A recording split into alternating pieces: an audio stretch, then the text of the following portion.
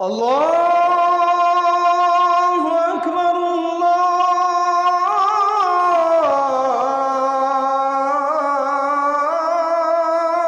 আকবার। রাসূলকে বললেন, আপনার মাঝে এমন 5টা ভালো ভালো গুণ আছে, এমন 5টি ভালো ভালো বৈশিষ্ট্য আছে, যেই 5 বৈশিষ্ট্যের কারণে আমি খাদিজার বিশ্বাস, ওয়াল্লাহি লা ইউখজিকাল্লাহু আবাদা, আল্লাহর কসম করে আমি খাদিজা এতটুকু বলতে পারি, দুনিয়ার কোনো অনিষ্ট আপনার ক্ষতি করতে পারবে না।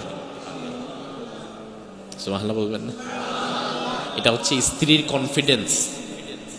একজন স্বামীর লয়ালিটির ওপরে স্ত্রীর কনফিডেন্স কি পরিমাণ। তখনও খাদিজাকে রাসূল ইসলামের দাওয়াত দেয়ও নাই, ওহী তো মাত্র আসা শুরু হলো, এরপর থেকেই না দাওয়াতি কার্যক্রম শুরু হবে। ওই মুহূর্তে খাদিজা বলছে, আল্লাহর কসম, আপনার মধ্যে এমন 5টা ভালো ভালো গুণ আছে, এমন 5টি ভালো ভালো বৈশিষ্ট্য আছে, ওই 5 বৈশিষ্ট্য যার মধ্যে থাকে, লা ইউখজিকাল্লাহু আবাদা, দুনিয়াতে ওই ব্যক্তিকে আল্লাহ তাআলা কখনো লাঞ্ছিত অপমানিত করবেন না। খাদিজা রাদিয়াল্লাহু আনহা বললেন, ইয়া রাসূলুল্লাহ, আপনার 1 নাম্বার ভালো বৈশিষ্ট্য হচ্ছে ইন্নাকা লা তাসিলুর রাহিম। প্রথমত আমি খাদিজা এই বিবাহ বন্ধনের পর থেকে দেখলাম আপনার অন্যতম ভালো বৈশিষ্ট্য হচ্ছে আপনি আপনার আত্মীয়দের ব্যাপারে এত বেশি যত্নবান, আত্মীয়দের হক আপনি এত বেশি আদায় করেন। যে ব্যক্তি এত বেশি আত্মীয়তার হক আদায় করে, কোনো ক্ষতি তার হবে এটা আমি বিশ্বাস করি না। বিষয়টা কিন্তু শুনতে সহজ, আত্মীয়তার হক এ আমরা তো করি, বাসায় আসলে তো খালি ফেরত দেই না, খাওয়াই দাওয়াই দেই, যাওয়ার সময় একটু ভাড়াও দিয়ে দিই। আমরা মনে করি আত্মীয়তার হক শেষ হয়ে গেছে, কিন্তু আত্মীয়তার হক এটা অনেক গুরুত্বপূর্ণ বিষয়। যে আত্মীয়তার হকের বেলায় অনেক টুপিওয়ালা দাড়িওয়ালা হাজী সাহেব এসেও ধরা খেয়ে যাবে। আত্মীয়তার হকের বিষয়, তিনি ব্যক্তি হিসাবে, বন্ধু হিসাবে খুব ভালো, মানুষ হিসাবে খুব ভালো, আপনার সাথে খুব ভালো, আচার আচরণও খুব ভালো, কিন্তু আত্মীয়দের সাথে তার কোনো সম্পর্ক নাই, সে রাখেও না। এমন মানুষ আছে না? দূরতম সম্পর্ক রাখে না। কাছের মানুষ মরে গেছে, তার জানাজায় পর্যন্ত যায় না, অথচ যাওয়ার সুযোগ আছে। একটা হচ্ছে সুযোগ নাই, ভিন্ন কথা, কিন্তু যাওয়ার সুযোগ আছে, তার জানাজার নামাজেও যায় না। আবার অন্যদিকে মরে যাওয়ার পরে ওই মৃত ব্যক্তির ছেলে মেয়ে, দূর সম্পর্কের আত্মীয় তো দূরের কথা, অনেক নিকটাত্মীয়দেরকে মরে যে গেছে এটার খবরও দেয় না। কেন? ওই 6 মাস আগে জায়গা জমি নিয়ে একটা ঝামেলা হয়েছিল, এই জায়গা জমির ঝামেলার জন্য মানুষটা বনে যাওয়ার পরে তার জানা যায়, তাকে আসতেও বলে না, তার মৃত্যুর খবরটাও দেয় না। জায়গা জমি নিয়ে ঝামেলা হয়েছে ভাইয়ের সাথে বোনদের, এজন্য ভাই বোনের জায়গা জমি নিয়ে ঝামেলা হওয়ার কারণে মামা বাড়ির যেই স্বাদ ছিল এটা ভাগিনারা ভুলে গেছে। এখন আর মামা বাড়িতে আগের মতো আদর নাই, যাওয়ার পরিস্থিতিও নাই। বাপ চাচারা জায়গা জমি নিয়ে দ্বন্দ্ব লাগছে, সেখানে পরবর্তী প্রজন্মের যারা আছে আস্তে আস্তে তাদের মধ্যে সম্পর্কগুলো নষ্ট হয়ে গেছে। এখন আর কেউ অসুস্থ হয়ে পড়ে থাকলেও কেউ তাকায়ও না, চিন্তা করে ঠিকই আছে, যা মর, তাড়াতাড়ি বিদায় হ। এই যে সম্পর্কগুলোকে আমরা কত সস্তা বানিয়ে ফেলেছি। বিশ্বনবীর আত্মীয়তা এত চমৎকার ছিল, নিকটাত্মীয় দূরে থাক, নিকটাত্মীয় দূরে থাক। আপনাকে ছোটবেলায় একদিন কোলে নিয়েছে, মাথায় হাত বুলিয়ে দিয়েছে, আপনার এমন আত্মীয় যে আত্মীয়র সাথে জীবনে আপনার 2-1 বার দেখা হয়েছে, এর বেশি দেখা হয় নাই, আপনি তো তাকে চিনবেনও না বড় হয়ে দেখলে। কিন্তু রাসূলের আত্মীয়তার বিষয়টা দেখেন, রাসূলকে জীবনে 1 বার 2 বার, 1 থেকে 2 বার, এর বেশি না, ছোট্টবেলায় দুধের বাচ্চা যখন রাসূল ছিলেন তখন 1 থেকে 2 বার রাসূলকে দুধ পান করিয়েছিলেন একজন নারী। ওই নারীর নাম হচ্ছে উম্মে আইমান। কি নাম? উম্মে আইমান। কি নাম? উম্মে আইমান। আমরা বলি যে রাসূলের দুইটা মা আছে, তাই না? একজন আমিনা আর একজন হালিমা। এবার রাসূল হাদিসে কি বলে দেখেন, আল্লাহর হাবিব বলেন ওই যে উম্মে আইমান আমার বাবা আব্দুল্লাহর কৃতদাসী। আমার বাবা আব্দুল্লাহ উম্মে আইমানকে বাজার থেকে কিনে এনেছিল ঘরের কাজ কর্ম করার জন্য দাসী হিসেবে। ওই উম্মে আইমান ছোট্টবেলায় আমারে দুই একবার দুধ পান করিয়েছে, অথচ যখন রাসূলকে দুধ পান করিয়েছে এটা কি রাসূলের মনে আছে নাকি? কথা কয় না। কেমনে মনে থাকে? কারণ ওই অবস্থায় শিশু মানুষ কে দুধ পান করিয়েছে আর কে করায় নাই তো জানাও নাই। তাইলে এই যে রাসূল বললেন আমাকে দুধ পান করিয়েছে, তার মানে রাসূলের মনে নাই, এটা রাসূল বড় হওয়ার পরে জানতে পেরেছে যে নারী আমার দুইবার দুধ পান করাইছে। আল্লাহর হাবিব হাদিসের মধ্যে বললেন উম্মে আইমান হিয়া উম্মি বাদা উম্মি। এই উম্মে আইমান আমার জীবনে মাত্র দুইবার দুধ পান করিয়েছে, এই জন্য আমি নবী দুনিয়ার মানুষকে বলে গেলাম এই উম্মে আইমান হচ্ছে আমার দুইটা মায়ের পরে আমার 3 নাম্বার আরেক মা। মাত্র দুইবার দুধ পান করাইছে রাসূল, এটা শুনছে। শুনে একজন কৃতদাসী, একজন দাসী বান্দিকে রাসূল পরিচয় করিয়ে দিচ্ছে গোটা বিশ্বের মানুষের সাথে। এই উম্মে আইমান রে খালি দাসী বান্দি মনে করবা না, এই উম্মে আইমান যেহেতু আমার দুই একবার দুধ পান করিয়েছে আমি জানতে পেরেছি এই উম্মে আইমানকে আমি নবী আমার মায়ের জায়গায় বসিয়ে দিলাম।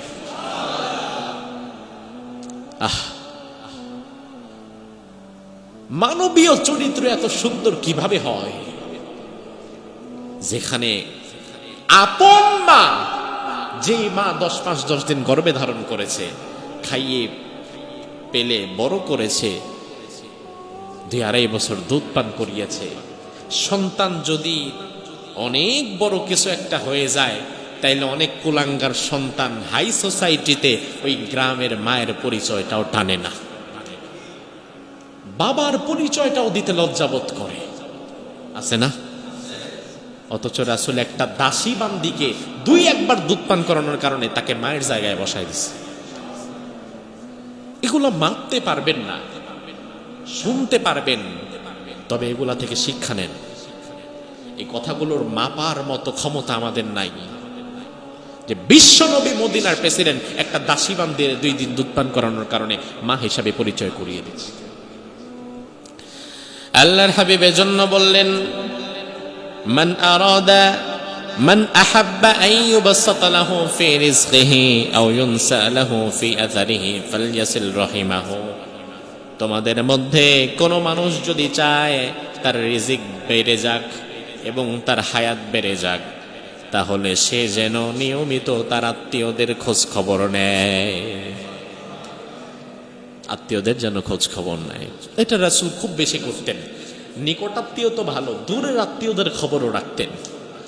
রাসূল ইন্তেকালের কিছুদিন পূর্বে একদিন সাহাবীদেরকে বললেন, সাহাবীরা ইন্নাকুম সাতাফতাহুনা মিসর, ও সাহাবীরা খুব শীঘ্রই ওই মিশর তোমরা বিজয় করবা, ওই বাইতুল মুকদ্দাস তোমরা বিজয় করবা, ওই ফিলিস্তিন তোমাদের কাছে চলে আসবে, ওই বাইতুল মুকদ্দাস তোমাদের কাছে চলে আসবে, গোটা মিশর ভূখণ্ড তোমাদের কাছে চলে আসবে। তখনও মিশর বিজয় হয় নাই। সাহাবীরা বিশ্বাস করে নিলেন, কারণ রাসূলের কথা মিথ্যা হওয়ার সম্ভাবনা একদমই নেই। আল্লাহর হাবিব বললেন, তবে সাহাবীরা একটা বিষয় একটু মনে রাখবা, ফাস্তাউসু বিআহলিহা খায়রা ফাইন্না লাহুম যিম্মাতান ওয়া রাহিমান। তোমরা যখন মিশর বিজয় করবা, মিশরে যারা যাবা বিজয়ী বীর হিসেবে, ওই মিশরের স্থানীয় নাগরিকদের সাথে খারাপ ব্যবহার করবা না। প্রথম কারণ হচ্ছে তারা হচ্ছে জিম্মাতান, তারা হচ্ছে মুসলিম দেশে অমুসলিম জিম্মি, এখানে তারা জিজিয়া দিবে, কর দিবে, ট্যাক্স দিয়ে থাকবে, তাদেরকে আমরা নিরাপত্তা দেব, তাদের সাথে খারাপ ব্যবহার করবা না। আর দ্বিতীয় কারণ হচ্ছে ওয়া রাহিমান, মিশরের সাথে আবার আমাদের একটা আত্মীয়তা আছে, এজন্য তাদেরকে তোমরা একটু সম্মান করবা, খারাপ ব্যবহার করবা না। কি আত্মীয়তা? রাসূলের একজন স্ত্রীর নাম ছিল মারিয়া কিবতিয়া। এই মারিয়া কিপ্তিয়া ছোটবেলায় মিশরে কিছুদিন লালন পালন হয়েছিল তার। রাসূলের কি ভালো করে বোঝেন, রাসূলের স্ত্রী কি একজন ছিল না একাধিক? 11 জন স্ত্রী ছিলেন। আর একই সময় রাসূলের সংসার করেছিলেন 9 জন। একই সময় 9 জন এট এ টাইম রাসূলের সংসার করেছে। এই 9 জনের একজন মারিয়া কিপ্তিয়া। ওই মারিয়া কিপ্তিয়া ছোটবেলায় মিশরে কিছুদিন লালন পালন হয়েছিল। এই জন্য রাসূল বললেন, এই মিশরের সাথে কিন্তু আমার একটা আত্মীয়তা আছে, তারা কিন্তু আমার শ্বশুর বাড়ির এলাকা, তো তোমরা যখন সেখানে যাবা আত্মীয়তার সম্পর্কটা বজায় রাখবা, খারাপ ব্যবহার করবা না। এখন আপনি আপনার শ্বশুর বাড়ির সাথে কয়দিন ভালো ব্যবহার করছেন? শ্বশুর বাড়ির অনেক বিষয় নিয়ে একটু মনোমালিন্য হওয়ার পরে 5 বছর 7 বছর শ্বশুর বাড়ি পাড়াও দেয় না, আছে না? স্ত্রীর কাছে সারা দিন তার বাপ মার বদনাম, যে তোমার বাপ এটা করছে, তোমার মা সেটা করছে, তোমার মা এটা বলছে, তোমার বাপ এটা করছে। দাওয়াত দিলেও যায় না, কোনো একটা বিষয় নিয়ে মনোমালিন্য হয়েছে। তাওয়ার বিষয় কেমন? হয়তোবা ছোট শালীর বিয়েতে তাকে ছেলে পছন্দের সময় ডাকা হয় নাই, এজন্য রাগ করে বিয়েতেও যায় নাই, পরে আর বাড়িতেও যায় নাই। এত বড় বড় বিষয় সে মন খারাপ করে। তো রাসূল বললেন যে না, তারা কিন্তু আমার শ্বশুর বাড়ির এলাকা মিশর, তো সেখানে যখন যাবা ভালো ব্যবহার করবা। অর্থাৎ রাসূল নিকটাত্মীয় তো ভালো, দুঃসম্পর্কের আত্মীয় যারা দূরের দূরের দূরের অনেক দূরের, রাসূল তাদেরও খোঁজ খবর নিতেন। সুবহানাল্লাহ। তো মা খাদিজা বললেন, এত ভালো গুণাবলী যার মধ্যে আছে, তাকে কেউ অনিষ্ট করবে এটা আমার বিশ্বাস হয় না। মা খাদিজাতুল কুবরা রাদিয়াল্লাহু আনহা বললেন, আপনার মধ্যে 2 নাম্বার ভালো গুণ আমি যেটা দেখলাম, ওয়া তাহমিলুল কাল। অসহায় ব্যক্তি, যে ব্যক্তি তার বোঝা বহন করে নিয়ে যেতে পারে না, ওই বোঝাটা আপনি নিজে আপনার কাঁধে করে টেনে দেন বিনা পারিশ্রমিকে। এত ভালো গুণ যার মধ্যে আছে, আকাশের মালিক আল্লাহ কোনোদিন তার ক্ষতি করতে পারে না। আল্লাহর হাবিব একদিন মক্কায় দেখলেন ছোট্ট একটা বাচ্চা আটাকে খামির করার জন্য, আটা বানাবার জন্য একটা জাতা ছিল, এটা ঘোরাতে অনেক কষ্ট হতো। ওটা ঘোরাচ্ছে যেন আটার খামির হয়, আটা হয়ে যায়।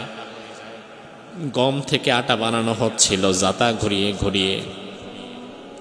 আল্লাহর হাবিব দেখলেন বাচ্চার ঘাম ছুটে যাচ্ছে, কষ্ট পাচ্ছে না, কিন্তু অভাবের তাড়নায় হয়তো কাজটা করছে। আল্লাহর হাবিব সেই জাতাটা সারাদিন নিজে ঘুরাইয়া দিলেন, ওই বাচ্চাকে বসিয়ে দিলেন, নিজেই ঘুরিয়ে দিলেন। সন্ধ্যাবেলায় পারিশ্রমিক যতটুকু পেলেন ওই বাচ্চার হাতে দিয়ে বিশ্বনবী ঘরে নিজেই একা চলে এলেন। আল্লাহর হাবিব সাল্লাল্লাহু আলাইহি ওয়াসাল্লামের সামনে দিয়ে কখনো কোনো অসহায় ব্যক্তিকে ভারী বোঝা তিনি নিয়ে যেতে দিতেন না, যদি সুযোগ থাকতো। অনেক সময় আমরা রাস্তায় যাওয়ার সময় দেখি উঁচু একটা ঢাল, বড় গাড়ি অনায়াসে উঠে যায়, ছোট গাড়িগুলো উঠতে পারে না। বিশেষত যদি রিক্সা কিংবা এমন ভ্যান থাকে যে রিক্সা কিংবা যে ভ্যানের মধ্যে ইঞ্জিন নাই, যেটা পরিপূর্ণ পায়ের প্যাডেলের সাহায্যে চলতে হয়, উঁচু কোনো ঢাল, এমনকি স্পিড ব্রেকারের সামনে গিয়েও হয়তো বা ওই রিক্সাওয়ালা উঠতে পারে না, ভ্যানওয়ালা ভ্যানের মধ্যে মাল সামানা ভরে উঁচু জায়গা উঠতে পারে না। একা একা অনেক কষ্ট করে ঠেলে ধাক্কায়। আপনি দেখবেন আশেপাশের অনেক মানুষ, ভদ্রলোক, যে যার মতো যে যার জায়গায় দাঁড়িয়ে আছে, বসে আছে। 2-1 নেমে একটা ধাক্কা দিলে তার রিক্সাটা আগে চলে যাবে, এই ঢালটা পার হয়ে যাবে। কিন্তু এই বেচারাকে 2-1 লোক নেমে একটু ধাক্কা দিয়ে সহযোগিতা করবে, এমন মানুষও পাওয়া যায় না, আছে না? আমার হাতটা নষ্ট হয়ে যাবে, পচে যাবে, অথচ এই বেচারা ঘাম ছুটে যাচ্ছে, পারতেছে না। এটা তো আপনার মানবীয় দিক, এটা দরকার ছিল আপনার। আমি দেখলাম একদিন, এখনো আপনার ওই যে গুলশান, বনানী, বারিধারা, এই জায়গাগুলোর মধ্যে এখনো ওই ইঞ্জিন চালিত রিক্সা নাই, এটা এলাও না, এখনো সেখানে পায়ে চালিত রিক্সা। তো আমি একবার দেখলাম উত্তরাতে আজমপুরের ওখানে রাস্তাঘাট খারাপ, পায়চালিত রিক্সা উইঠা দুই বেডি এমন সাইজ, দুই মহিলা এমন ভাবে রিক্সায় বসছে, জায়গা নাই। রিক্সা যখন একটা ভাঙার উপরে পড়ছে, ওই বেচারা কোনোভাবে উঠতে পারতেছে না, নেমে উঠতে পারতেছে না, অনেক কষ্ট করে আগাতে চাচ্ছে, কোনোভাবেই পারতেছে না। অবাক হয়ে দেখলাম যে আল্লাহর দুই বান্দি বসছে, এরা এখান থেকে একশো নামবে না, কারণ 20 টাকা ভাড়া দিতেছি না তোরে, তো তুই পারবি না, উঠাইলি কেন? অবস্থা এমন, একটু নামবে না। পরে আরো 2-3 জন মানুষ এসে তারা ধাক্কা দিয়ে উঠাই দিছে। তো আপনার মানসিকতা হচ্ছে এমন, আমি তোরে ভাড়া দিছি, 20 টাকা তো আমি ওরে দিচ্ছি, ও তো পরিশ্রম করে আমার থেকে টাকাটা নেওয়া লাগবে, কিন্তু আপনি যে তার পরিশ্রমে 2 জনের জায়গায় 6 জনের পরিশ্রম করাচ্ছেন আপনার স্বাস্থ্য দিয়ে, এটা তো আপনার তাল নাই। তো এগুলো হচ্ছে অবুঝ মানুষ। রাসূল মানুষের বোঝাটাও নিজে বহন করে দিতেন। কেমন? মক্কা যখন ফতহে মক্কা, মক্কা বিজয় হয়ে যাচ্ছে, অ্যানাউন্সমেন্ট হয়ে গিয়েছে মক্কায়, মদিনা থেকে একদল সৈন্যবাহিনী নিয়ে আব্দুল্লাহর পুত্র মোহাম্মদ, যাকে 10 বছর আগে আমরা এখান থেকে তাড়িয়ে দিয়েছিলাম, সে আজকে মক্কা দখল করতে আসছে। তার সামনে দাঁড়াবার মতো কোনো শক্তি আজকে আর নাই। গোটা মক্কায় এই খবর ছড়িয়ে গেছে।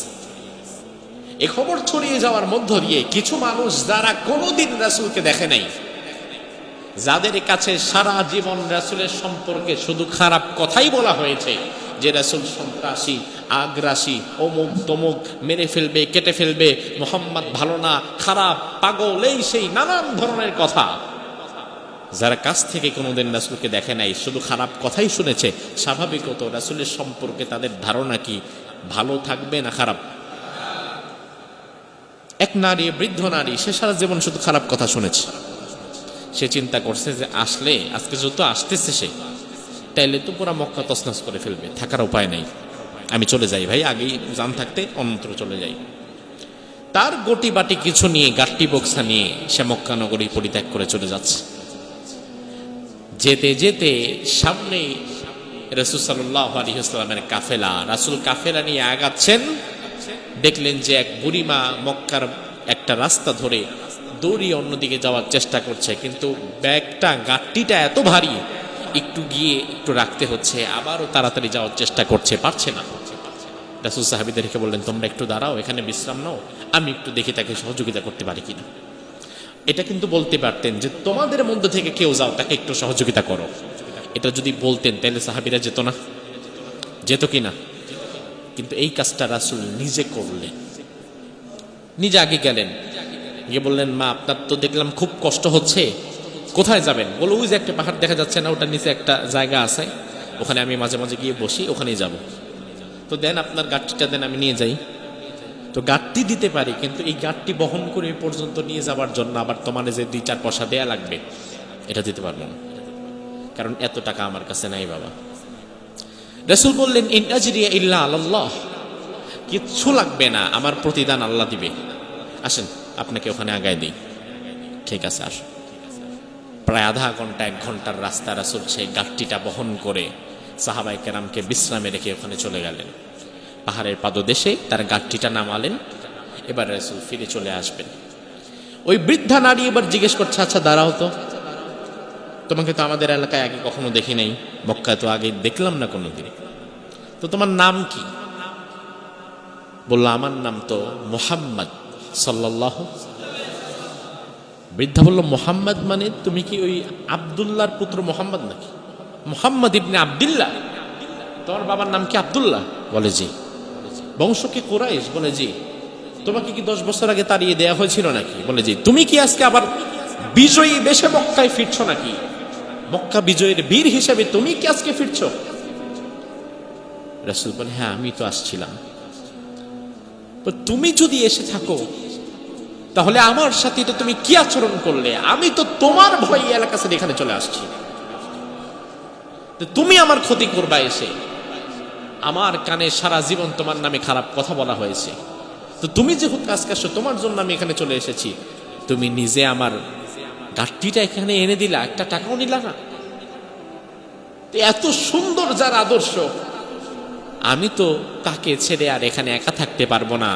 বাবা, তুমি এখনই আমাকে ইসলামের ছায়াতলে নিয়ে আসো, আমি আবার তোমার সাথে মক্কায় ফিরে যেতে চাই।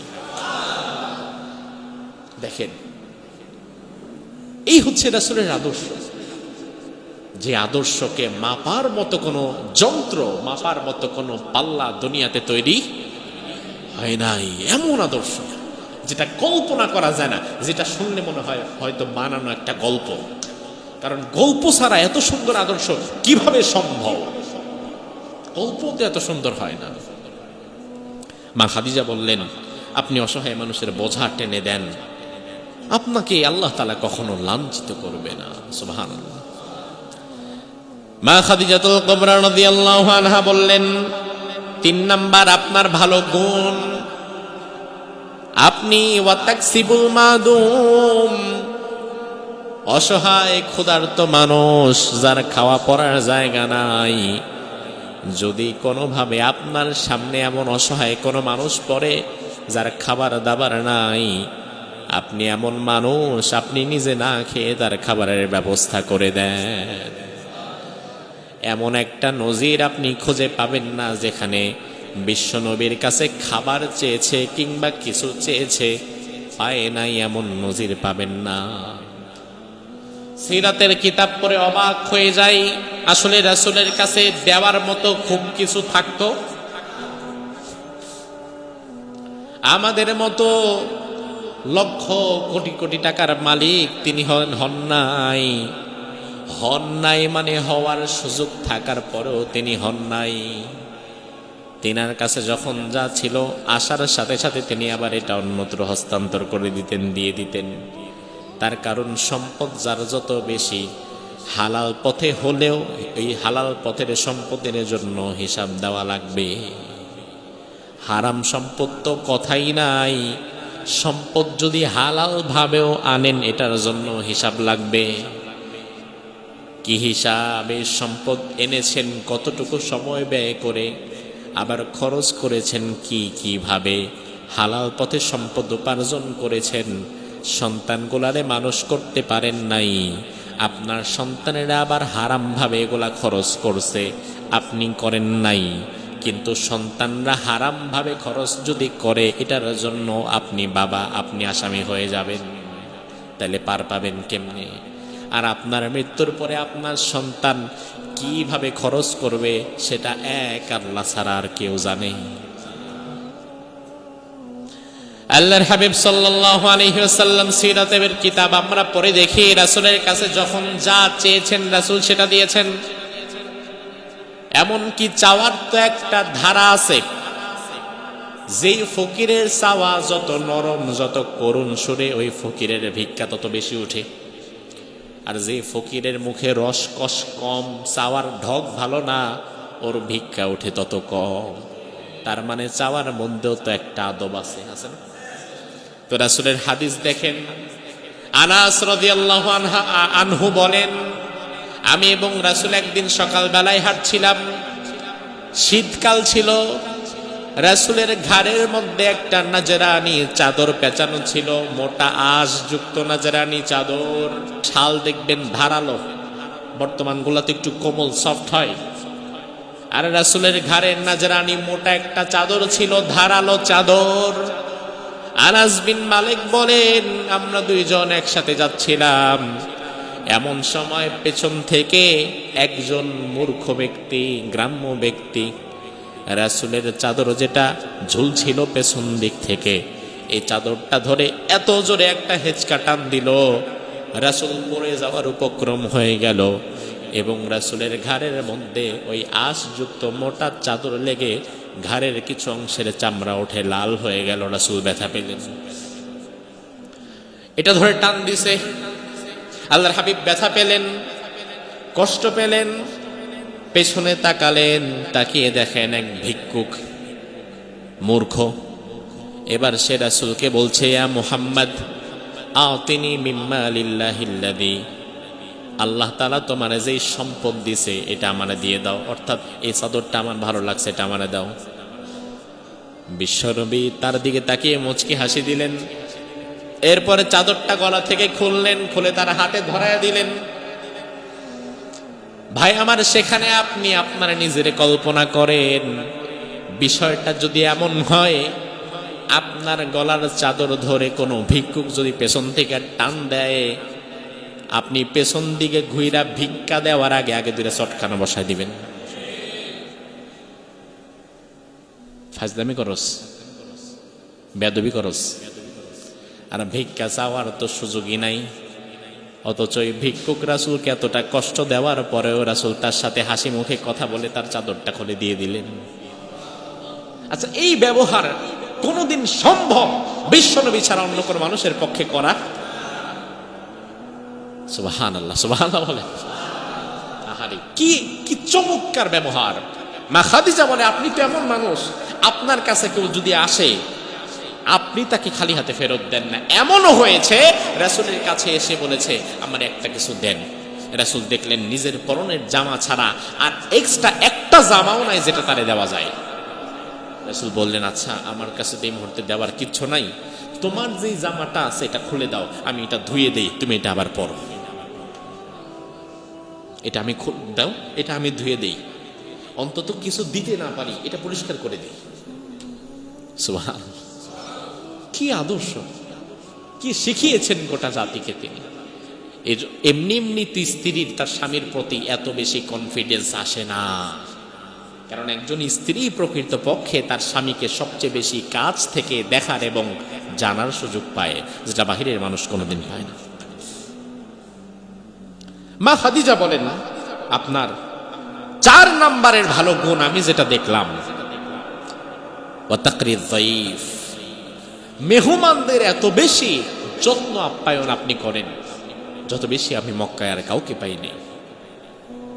এজন্য রাসূল বলতেন, মান কানা ইউমিনু বিল্লাহি ওয়াল ইয়াউমিল আখির ফালইউকরিম যায়ফাহু, কেউ যদি আল্লাহ এবং আখিরাতকে বিশ্বাস করে সে যেন তার মেহমানের প্রতি সম্মান প্রদর্শন করে। সুবহানাল্লাহ। খাওয়াতেন মানুষকে, সামর্থ্য খুব ছিল না কিন্তু যা ছিল তাই খাওয়াতেন। এই যে আপনারা কিছু মানুষ বসে আছেন, জুমার দিন মানুষ আরো বেশি হয় না? দার্সের স্বাভাবিকত জুমার চেয়ে মানুষ একটু কম হয়, স্বাভাবিক। আসহাবে সুফফা ছিল, আপনারা যেমন জ্ঞান অর্জনের জন্য 1 ঘন্টা বসে আছেন, রাসূলের এমন কিছু কাছের সাহাবী ছিল, ওই কাছের সাহাবীদের যেই জামাত তাদের নাম আসহাবে সুফফা। কি নাম? ওই যে মসজিদে নববীর মধ্যে এমন 70 জন সাহাবীরা, তারা বাহিরের জগৎ থেকে নিজেরা অনেকাংশে ফারেক থেকে শুধুমাত্র রাসূলের থেকে ইলম নিতেন, জ্ঞান নিতেন। তো যেহেতু তাদের তেমন কাজকর্ম করতেন না, এজন্য খাদ্য সংকট হয়ে যেত মাঝে মাঝে। বাহির থেকে কেউ হাদিয়া দিলে রাসূল একা খেতেন না, এই 70 জনকে নিয়ে খেতেন, সবাইকে নিয়ে খেতেন। তো একদিন বিষয়টা এমন হলো, খাবার আসে নাই, খাবার আসে নাই, সকালেও খাবার নাই, সকাল গড়িয়ে দুপুর হয়ে গেছে, দুপুরেও খাবার নাই, জোহরের নামাজ হয়ে গেছে, জোহরের পরে আসহাবে সুফফার সাহাবীরা ব্যতীত বাকি সব সাহাবীরা বাইরে চলে গেছে খাবার দাবারের জন্য, রাসূলও বের হয়ে যাবে।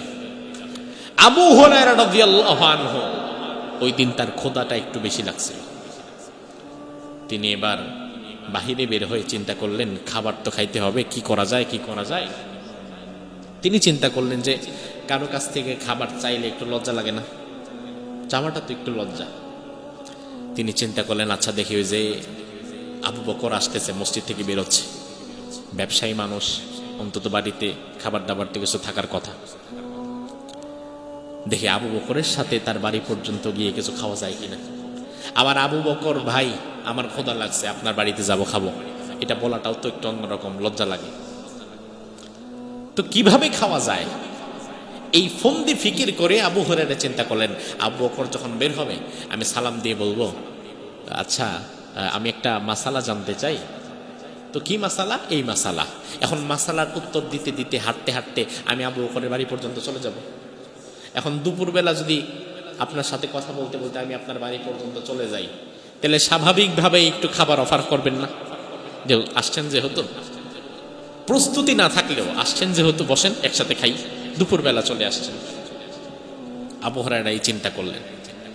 আবু বকর বের হচ্ছেন, সালাম দিলেন, কেমন আছেন? ভালো। একটা মাসালার জন্য একটু কথা বলতাম, সময় হবে? হ্যাঁ আসেন, সমস্যা নেই। তা আবু হুরায়রা দেখেন আমি যে তার সাথে কথা বলতে বলতে আগাবো, উনি তো মাশাআল্লাহ জায়গায় দাঁড়ায় আছে, সামনে আগায় না। উত্তরটা উনি জায়গার মধ্যেই দিবে, হাঁটবে না।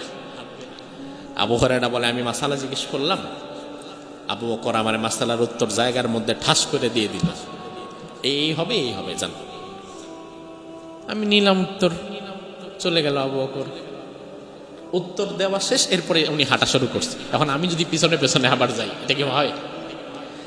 আবু হুরায়রা বলে, আমি চিন্তা করলাম, আচ্ছা ওই যদি ওমর আসতেছে, ওমরকে বলা যায়। ওমর রাদিয়াল্লাহু আনহু বের হলেন, আবার আবু হুরায়রা আগের মতো সালাম দিলেন, কেমন আছেন? ভালো আছেন। আচ্ছা একটা মাসালা নিয়ে একটু কথা বলতাম, সময় হবে? হ্যাঁ বলো। এই বিষয়। ওমর বলল, আচ্ছা ঠিক আছে, আমি যেটা জানি এইভাবে এইভাবে করলেই হয়ে যাবে। এ কথা দাঁড়িয়ে থেকে বলে এরপরে ওমরও হাঁটা দিছে। তার মানে আবু হুরায়রা কারোর সাথে যাবার সুযোগ পায় নাই। এরপরে আবু হুরায়রা অনেকটা সময় ধরে অপেক্ষা করছে। এখন পেটের খোদা যত সময় যায় কমতেছে না বাড়তেছে?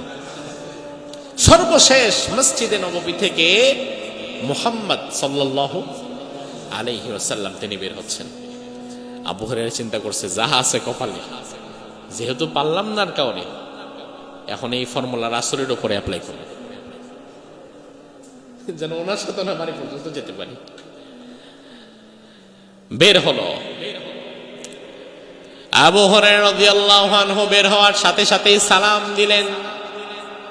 সালাম দিয়ে বললেন, ইয়া রাসূলুল্লাহ, একটা মাসালা সম্পর্কে কিছু কথা বলতে চাই, সময় হবে নাকি? বিশ্বনবী বললেন, আবু হুরায়রা, সত্যি করে বলো তো, তুমি কি মাসালা চাও নাকি দুপুরের খাবার চাও? আবু হুরায়রা তো বলে, আমি তো লজ্জা পেয়ে গেলাম, আমি আসলেই দুপুরে খাবার চাই। কিন্তু উনি বুঝতো কিভাবে এটা? বিশ্বনবী বলে, আবু হুরায়রা, মাসালা জানতে চাও? তুমি তো তখন আমার সাথে মসজিদের ভেতরে বসেছিলা, ওইখানে জানতে পারো নাই? আচ্ছা, আর দুপুর বেলা কি মাসালা জানার সময় তোমার? এখন মাসালার জন্য সময় নাই, সারাদিনই তো আমাদের সাথেই থাকো। আবু হুরায়রা বলে, ইয়া রাসূলুল্লাহ, আপনি বুঝলেন কিভাবে? বিশ্বনবী বললেন, আবু হুরায়রা রে, আমাকে তো আল্লাহ তাআলা উম্মতের ডাক্তার বানিয়ে পাঠিয়েছে। আমি তো শুধু শারীরিক ডাক্তার না, আমি তো তার রূহের ডাক্তার, কলবের ডাক্তার। তোমার চেহারা দেখেই তো আমি তোমার ভেতরটা বুঝতে পেরেছি। আবু হুরায়রা বলে, ইয়া রাসূলুল্লাহ, আমি সারাদিন না খাওয়া, গতকালকে রাতেও খেতে পারি নাই, খোদায় খুব কষ্ট পাচ্ছি। বিশ্বনবী বললেন, আসো আমার সাথে, আসো, দেখি কি আছে। আমার বাড়িতে কি আছে খাবারের মতো তা আমারও জানা নাই। তিনি গেলেন বাড়িতে। মা আয়েশাকে ডেকে বললেন, আয়েশা, কি আছে আনো তো দেখি। আয়েশা বললেন, ইয়া রাসূলুল্লাহ, কিছুই তো নাই, শুধু একজন মহিলা সাহাবী আপনার জন্য এক গ্লাস দুধ হাদিয়া পাঠিয়েছিল, ওই এক গ্লাস দুধটুকু আছে, আমিও খাই নাই, ভাবছি আপনি আসলে আপনি একটু খাবেন, আমি একটু খাবো, আপনার জন্য রেখে দিছি। রাসূল বলেন, আচ্ছা এক কাজ করো, দুধের গ্লাসটা দাও, দুধের গ্লাসটা দাও। আবু হুরায়রা চিন্তা করলো, আচ্ছা তাইলে আয়েশাও একটু খাবে, রাসূল একটু খাবে, তাহলে আমি একটু পাবো, যেহেতু বাইরে আনছে। এবার রাসূল বলে, আবু হুরায়রা, এই দুধটুকু ছাড়া তো আর দুপুরে খাবারের মতো তোমারও কিছু নাই, আমাদেরও কিছু নাই। কিন্তু আসহাবে সুফফায় তুমি ছাড়া যে আরো 70 জন আছে, তারা কি খাইছে আজকে, নাকি তারাও না খাওয়া? আবু হুরায়রা বলে, না, তারাও তো না খাওয়া, তারা খাইলে তো আমিও খাইতে পারতাম, একই দলের লোক যেহেতু। রাসূল বলে, তুমি একা খাবা, আমি খাবো, আয়েশা খাবে, ওরা খাবে না? সুবহানাল্লাহ বলবেন না? তাদের সবাইকে নিয়ে আসো। আবু হুরায়রা চিন্তা করে, যাও ভাগে পাইতাম, এটাও গেল। কিন্তু রাসূল বলেছেন নিয়ে আসতে, কি করা? বাকি আসহাবে সুফফার সাহাবীদেরকে আনলেন, লাইন ধরে বসালেন, কাতারবদ্ধভাবে বসালেন। বিশ্বনবী আবু হুরায়রার হাতের মধ্যে গ্লাসের দুধটুকু দিলেন, বললেন, আবু হুরায়রা, তোমার ক্ষুধা বেশি লাগছে? বলে, জি। তুমি খাবা সবার পরে, কারণ তোমার বাজেট তো বেশি, তুমি আগে সবাইরে খাওয়াও। আবু হুরায়রা চিন্তা করলো, সবাইরে যদি খাওয়াই, পরে আপনার কি আর আমার কি? আর গ্লাসের যে সাইজ, আর এক একজনের যে ক্ষুধা, আল্লাহর হাবিব বিসমিল্লাহ বলে গ্লাসটা আবু হুরায়রার কাছে দিলেন। রাসূলের হাতের মধ্যে বরকত আছে না নাই? দেখেন কি বরকত। আবু হুরায়রা বলে, সেদিন আসহাবে সুফফার ৭০ জনকে গুনে গুনে আমি তৃপ্তি সহকারে এই এক গ্লাস দুধ খাওয়াচ্ছি। এক একজন তৃপ্তি সহকারে খাচ্ছে খাচ্ছে খাচ্ছে। এভাবে সবাই খাওয়ার পরে রাসূল বলল, আবু হুরায়রা এবার তুমি খাও। আমি খাচ্ছি তো খাচ্ছি, আমার খেতে খেতে যখন পরিপূর্ণ তৃপ্তি পেয়ে গেলাম, আমি বললাম, ইয়া রাসূলুল্লাহ, আমার পেটে আর জায়গা নাই। এরপরে রাসূল খেলেন এবং আয়েশাকে খাওয়ালেন। এর আগ পর্যন্ত দুধের পরিমাণ ১ ইঞ্চিও কমে নাই। এতে রাসূলের বরকত এবং একই সাথে মেহমানদারি। রাসূল একটু খাবার আরেকজনের সাথে শেয়ার করে খেতে পছন্দ করতেন। এজন্য রাসূল হাদিসের মধ্যে বলেছেন, তাআমুল ওয়াহিদি ইয়াকফি লিল ইসনাইন। মুসলমানদের জন্য সর্বদা 2 জনের খাবার 3 জনের জন্য যথেষ্ট, 3 জনের খাবার 4 জনের জন্য যথেষ্ট, 4 জনের খাবার 6 জনের জন্য যথেষ্ট, 1 জনের খাবার 2 জনের জন্য যথেষ্ট। অথচ সেই 200 কোটি মুসলমান আজ ফিলিস্তিনের 7 লাখ মানুষের খাবার দিতে পারছে না। যে মুসলমানদের 1 জনের খাবার 2 জনের জন্য যথেষ্ট হওয়ার কথা, 200 কোটি মুসলমানদের খাবার পৃথিবীর 400 কোটি মানুষ খাবার কথা। অথচ 200 কোটি মুসলমান 7 লাখ মানুষকে খাওয়াইতে পারে না। মা খাদিজাতুল কুবরা রাদিয়াল্লাহু আনহা বলেন, ইয়া রাসূলুল্লাহ, 4 নাম্বার আপনার ভালো গুণ হচ্ছে ওয়াতুইন, 5 নাম্বার আপনার ভালো গুণ হচ্ছে ওয়াতুইনু আলা নাওয়াইবিল হক। সব সময় আমি খাদিজা দেখেছি সত্য পথের পথিক যারা, আপনার সমর্থন তাদের সাথে থাকে, অন্যায়কারীদের সাথে আপনার কোনো সমর্থন নাই। এবং সত্য পথের পথিকদের বিপদে পড়লে আপনি তাদের সহযোগিতা করে। আমরা তো জানি সবাই যে রাসূল 17 বছর বয়সে একটা সংগঠন করেছিলেন। নাম কি? মাশাআল্লাহ মাশাআল্লাহ, আল্লাহ তাআলা আপনাদের জ্ঞানকে আরো বৃদ্ধি করে দিক। হেলফুল ফুজুল। এই হেলফুল ফুজুল গঠন করার কারণ ছিল, ইয়ামান দেশের একজন ব্যবসায়ী মক্কায় ব্যবসা করতে আসছে। রাসূল তখন যুবক মানুষ, 17 বছর বয়স, তার রানিং চলছে। ওই ব্যবসায়ী ব্যবসা করতে আসার পরে মক্কার একজন সিনিয়র লিডার তার কাছ থেকে যাবতীয় মালামাল কিনে নিয়েছে। কিনে নেওয়ার পরে এখন তাকে আর টাকা পয়সা দেয় না। ওই বেচারা মক্কার সব জায়গায় ঘুরতেছে, আবু জাহালের কাছে যায়, আবুল হাবের কাছে যায়, অমুকের কাছে যায়, তমুকের কাছে যায়, ভাই আমার টাকাটা উদ্ধার করে দেন, ভাই আমি অনেক দেশ থেকে এসে ব্যবসা করতেছি, ভাই উনি আমার সব মালামাল নিয়ে নিছে, আমাকে টাকা পয়সা দেয় না। সবার কাছে গিয়ে বিচার চাচ্ছে, কেউ বিচার করছে না। কারণ যে বিচার করবে সে চিন্তা করে, যার বিচার করবো ও তো আমার স্বাস্থ্য ভাই, ও তো আমার গোত্রের, ও তো আমারই ভাই বন্ধু। এই জন্য দেখবেন আপনার সামনে ধরেন একটা সাইকেল এবং মোটর সাইকেল অ্যাক্সিডেন্ট করছে, আপনি সেখানে উপস্থিত। দোষটা যদি মোটর সাইকেলওয়ালার হয়ও, আর ওই মোটর সাইকেলওয়ালা যদি আপনার ভাতিজা হয়, আপনি বুঝতেছেন দোষটা তার, কিন্তু এরপরেও ইনিয়ে বিনে দোষটা সাইকেলওয়ালার ঘাড়ে দিবেন। আপনি ভালো মানুষ, অথচ আপনি নামাজ পড়ে বেরিয়েছেন না, কিন্তু যখন দেখলেন আপনার আপন লোক দোষ করছে, তখন আপন লোককে আপনি বাঁচাবার জন্য জেনে শুনে আপনি নিরপরাধ ব্যক্তিকে দোষী বানাচ্ছেন। এমন মানুষ আছে না? স্বাভাবিক, এটা করে। এটা অত্যন্ত খারাপ কাজ। প্রয়োজনে আপনি বিচার করেন না, চুপ থাকেন। আর বিচার করলে ন্যায় বিচার করতে হবে, অন্যথায় চুপ থাকেন। ন্যায় বিচার করার হিম্মত নাই, সাহস নাই, চুপচাপ দাঁড়ায় থাকেন, কথা বলেন। অন্তত পক্ষে অন্যায়কে সাপোর্ট দিন।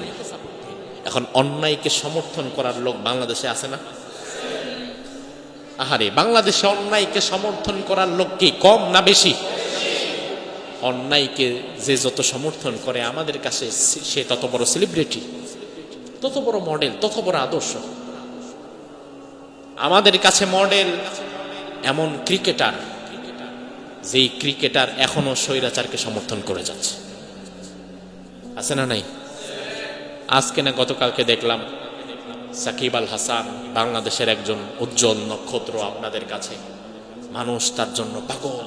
সে নাকি বাংলাদেশের নামকে সারা বিশ্বে ফুটিয়ে তুলেছে, বাংলাদেশের নাম উজ্জ্বল করেছে। কিভাবে উজ্জ্বল করছে? কই যে উনি ভালো খেলে, ভালো ক্রিকেটার, অলরাউন্ডার, এই জন্য সারা বিশ্ব ওনার খেলা দেখে, ওনার নামটা জানে, এই জন্য বাংলাদেশ আমাদের নামটাও জানে ওনার সাথে সাথে। আরে ভাই, দেশের কোনো ব্যক্তির নাম বিদেশের মানুষ জানলেই যদি দেশের নাম উজ্জ্বল হয়, তাহলে ফেরাউনের কারণে তো গোটা মিশরের নাম সবচেয়ে বেশি উজ্জ্বল হওয়ার কথা। কথা কি ঠিক কিনা? এই যুক্তিটুকুও বোঝে না। দেশের মানুষের এমন ব্যক্তির নাম বিদেশের মানুষ হাজারবার জানো, কাবার লাভ কি? আমার তো দেখতে হবে ওই ব্যক্তি আমার দেশের জন্য কতটুকু অবদান রেখেছে। নিজের লোভ ছাড়া, দুনিয়াবি টাকা পয়সা ছাড়া এক পাও তারা নড়বে না। টাকা পয়সা ছাড়া, দুনিয়ার লোভ লালসা ছাড়া এক ইঞ্চি তাকে নাড়াতে পারবেন না। এমন লোভী মানুষ আপনার আদর্শ হয় কিভাবে ভাই? যে অন্যায়কে সমর্থন করে যায়, যে সাকিব আল হাসান এখনো ফ্যাসিবাদের সমর্থনে শক্ত ভূমিকা রাখে, এমন লোভী মানুষ আপনার আদর্শ হয় কিভাবে? যার চোখ থাকার পরও সে অন্যায়কে সমর্থন দেয়। এটা তো রাসূল করতেন না। মক্কার কুরাইশের লোকেরা তো তার আত্মীয় ছিল। রাসূলের প্রথম পদক্ষেপ তো হেলফুল ফুজুল করে রাসূল তার আত্মীয়দের বিপক্ষে নিয়েছিলেন। রাসূল যখন দেখলেন যে এই বেচারা কোথাও ঘুরে ঘুরে বিচার পাচ্ছে না, রাসূলের কাছে এসে বলে, বাবাজি, তোমার কথা অনেকের কাছে শুনলাম, তুমি দেখো না একটু কিছু করতে পারো কিনা। রাসূল তখন যুবকদেরকে নিয়ে একটা সংগঠন করে বললেন, আন্নাল ফুদুলা তাহালাফু ওয়া তাআকাদু আল্লা ইউকিমা বিবাতনি মাক্কাতা যালিম। আমরা এবার যুবক তরুণেরা একতাবদ্ধ হলাম, আমরা কোনো জালিমকে মক্কায় দাঁড়াতে দেব না। এখন জালিম আমার বাপ চাচা যেই হোক না কেন, জালিমের বিরুদ্ধে আমাকে অবস্থান নেওয়াই লাগবে, ঠিক কিনা? কারণ আল্লাহ কোরআনের মধ্যে বলেছেন, দুনিয়ার মানুষ তোমরা জুলুম করবা না, জুলুম করবা না, শুধু তাই নয় তোমরা জুলুমের দিকে ঝুঁকে যাবা না। ওয়ালা তারকানু ইলাল্লাযিনা যালামু ফাতামাসসাকুমুন নার ওয়া মা লাকুম মিন দুনিল্লাহি মিন আউলিয়া সুম্মা লা তুনসারুন। জুলুম করবা না, যে জুলুম করে তার সাথেও তোমরা থাকবা না, অন্যথায় জালিমকে আল্লাহ যে শাস্তি দিবে, ওই জালিমের জুলুম মৌখিকভাবে সমর্থন যারা করবে তাদের শাস্তিও একই রকম দেবেন কে? মা খাদিজা বললেন, আপনার এই যে 5টা ভালো ভালো গুণ আছে, আপনি আত্মীয়তার সম্পর্ক সবসময় অটুট রাখেন, আপনি অসহায় মানুষের বোঝা বহন করেন, আপনি গরিব অসহায় ক্ষুধার্ত মানুষকে খাবার দান করেন, কাউকে মাহরুম করেন না, আপনি মেহমানদেরকে অত্যন্ত সম্মান করেন, আপনি সত্য পথের পথিকদেরকে সবসময় সহযোগিতা করেন। এই 5টি গুণ যার মধ্যে থাকবে, ওয়াল্লাহি লা ইউখজিকাল্লাহু আবাদা, আল্লাহর কসম আরশের মালিক আল্লাহ কোনোদিন তাকে অসম্মান করবে না। এই 5টি গুণ আল্লাহ তাআলা আমাদের মধ্যে রপ্ত করার তৌফিক দান করুক। আমরা বলি আমিন।